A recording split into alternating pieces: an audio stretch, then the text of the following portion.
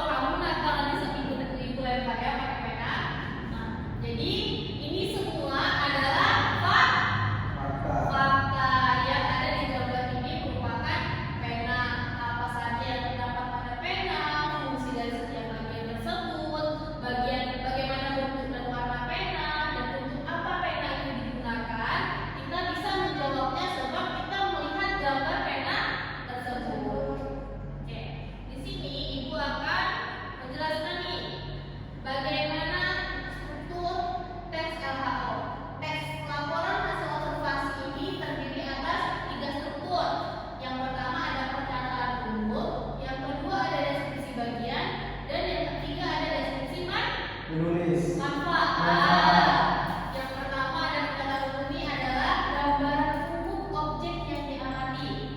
Nah, kalau kita mengamati pena tadi ya, pena tadi itu gambaran umumnya itu gimana? Pena itu adalah berbentuknya gimana tadi? Ya Bu. Kemudian pena itu digunakan oleh kalangan apa saja? Mahasiswa, pelajar, gitu ya. Kemudian ada deskripsi bagian. Nih, bagian-bagian objek dan cirinya. Coba kita lihat dari pena tersebut. Bagian-bagian tadi apa saja? Ada tutupnya, ada tintanya, ada pembungkusnya, ada kotaknya. Nah, bagian-bagian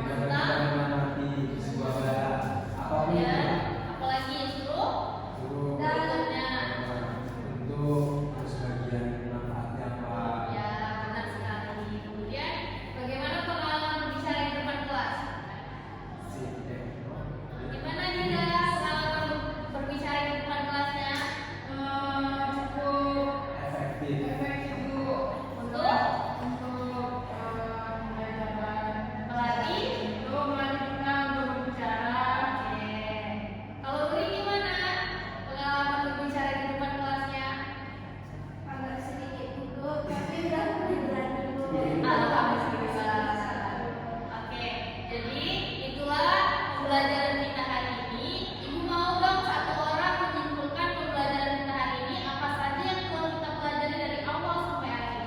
Oke, terima kasih Ilham. Silakan. Jadi kita belajar dari mana kita tentang observasi dulu. Ya. Observasi mengamati apapun itulah, mau benda, binatang, tumbuhan, apapun itu kita amati, terus kayak manfaatnya, terus